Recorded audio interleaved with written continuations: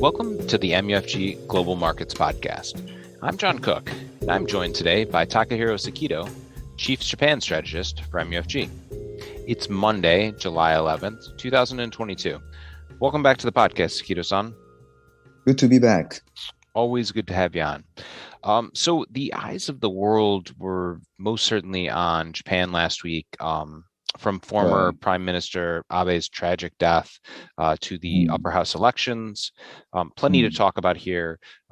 If you could, to start things off, could you take our listeners through the results of the upper house elections as well as the implications for policy? Okay. The LDP, the ruling party, increased 8 seats for a total of 63, while the coalition party, Komeito, lost 1 seat for 13. The ruling LDP has maintained its simple majority in upper and lower houses, steadying the Kishida Administration's political base. Japan's stocks rose at the start of the Tokyo trading on July 11th in response to the election results. On July 8th, former Prime Minister Shinzo Abe was assassinated as campaigning for the upper house elections drew to an end. Politicians and diplomats from around the world will gather in Tokyo this week within this month and conduct funeral diplomacy. There was confusion at the G20 meeting of foreign ministers, and the meeting was unable to release a joint statement last week. But many of the politicians and diplomats may meet at Abe's funeral this month. We may see some geopolitical tension changes this month overall. Yeah, plenty of opportunity for some, for geopolitical headlines between the G20 meetings and also, Abe's funeral for sure. On a related topic, so what about Prime Minister Kishida's new capitalism initiative? I'd be kind of curious what our listeners and clients should be watching for there, following the elections, and also curious about the Bank of Japan's yield curve control policy as well. Mm-hmm. During the campaign period out of the upper house elections, Prime Minister Fumio Kishida called for the need for economic measures to counter inflation. The Kishida administration also won in last fall's lower house elections, and it will now be able to concentrate on implementing policy rather than on elections over the next 3 years. In addition to economic policies widely expected to top 10 trillion yen based on Prime Minister Kishida's new capitalism, the government will likely be pressed to come up with a growth strategy that promises corporate wage hikes. There has been criticism, especially among foreigners, that the details of the new capitalism are unclear compared to Abenomics. Whether the new capitalism will make Japan stocks more appealing will bear watching. The sustainability of the Bank of Japan's yield curve control operations was threatened between April and June.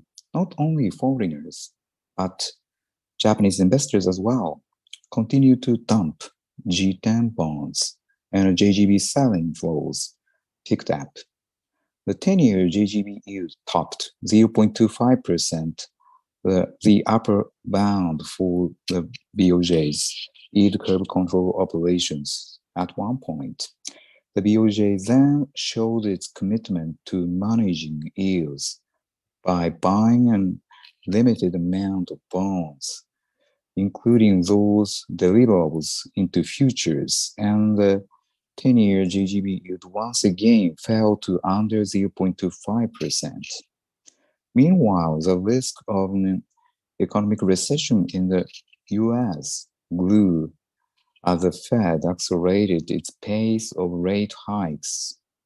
Over the near term, We expect the BOJ to maintain current monetary operations and accommodative monetary policy, partly to forestall the risk of further unclarity around the world. Okay, so plenty to watch for there. Developments and additional details of Kishida's new capitalism initiative, as as there are obviously some specifics needed there, and then perhaps round two of the market versus the BOJ. BOJ obviously won in spectacular fashion last month. But let's switch topics to my favorite topic, which is cross-border flows. As you know, the Japanese Ministry of Finance released the June international transaction and securities data, as well as the May portfolio investment data.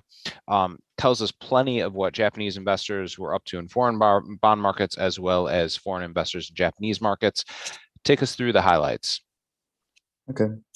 Japanese investors unloaded more of foreign securities in net terms in June by 3.5 trillion yen, according to data released by the Ministry of Finance on July 8th.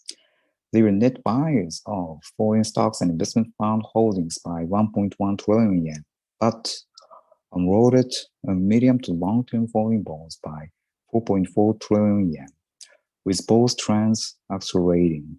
Meanwhile, foreigners unloaded net 3.9 trillion yen of Japanese securities, including net buying of short-term yen bonds only by 1.7 trillion yen, and net unloading of medium to long-term yen bonds by 4.1 trillion yen, and stocks and investment fund holdings by 1.5 trillion yen.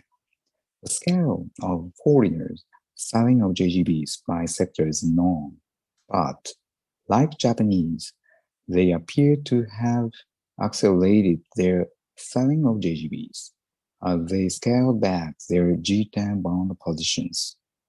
In contrast, foreigners have been rebuilding their TDB positions with surprising speed.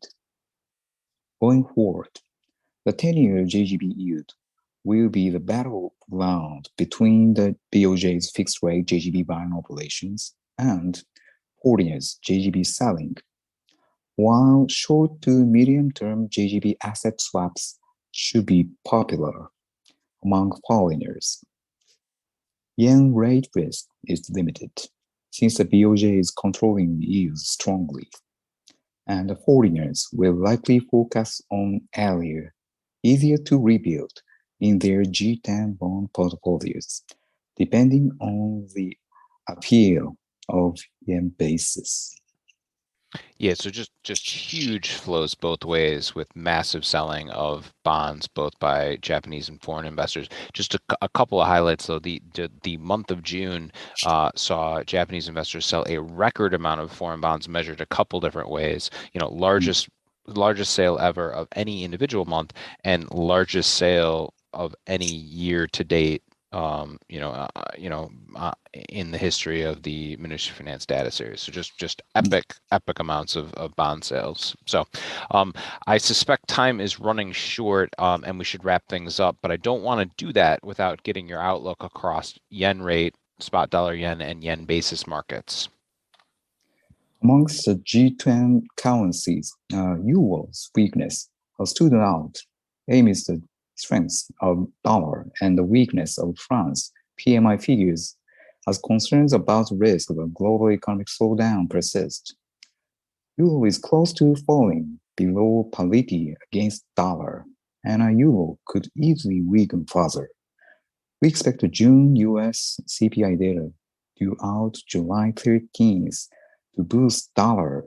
The data is not expected to support views of inflationary pressure moderating, but softening oil prices around the world will likely lead to less yen selling via an improved resources account. We see dollar yen trading in a 3 yen range between 135 to 138 with a neutral bias. The yen swap rate curve has been neutral. Over the near term, 5-year July 12th and a 20-year July 14th JGB auctions could test the sustainability of the BOJ's yield curve control operations. I have noticed on my recent domestic roadshows that while the exporters are posting record high profits, importers are being squeezed by the weak yen. We now maintain a neutral bias for yen rates. Pricing action for the yen basis curve has also stayed neutral.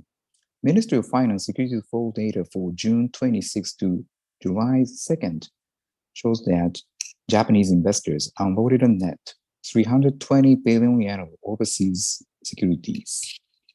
They sold a net 1.4 trillion yen of medium to long-term bonds and a net 96 billion yen of short-term bonds, while buying a net 1.1 trillion yen of foreign stocks and investment fund holdings. Japanese investors have unloaded medium to long-term foreign bonds for 6 straight weeks, while foreign stocks and alternative investments, via investment funds, have become the main driver of overseas securities investments. Also, foreigners once again net bought Japanese securities by 668 billion yen, and also net bought 828 billion yen of short-term yen bonds and 330 billion yen of medium to long-term yen bonds. Foreigners unloaded a net 490 billion yen of Japan stocks and investment fund holdings. Overseas investors have been quick to return to JGBs, especially TDBs.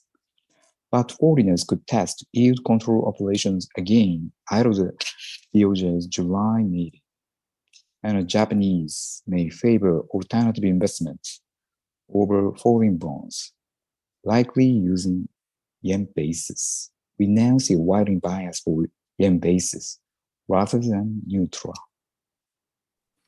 Got it. So neutral on dollar yen. An interesting point on oil. High prices there have been something that's likely buoyed that pair, despite treasury yields coming off their high. Neutral on rates, and again, that makes sense as the BOJ actively defends the upper bound of the yield curve control band, and then basis wider as foreigners may sell JGBs and Japanese investors, use basis to hedge overseas investments. Okay, covered a lot of ground there. Thanks very much as always, and appreciate you being on the podcast. Thanks for having me, John. And thank you for listening to the MUFG Global Markets Podcast. Rate, review, and subscribe on Apple, Spotify, or wherever you get your podcasts. And reach out to your MUFG sales rep for any further information. Check back soon for more insights from the Global Markets Research Team.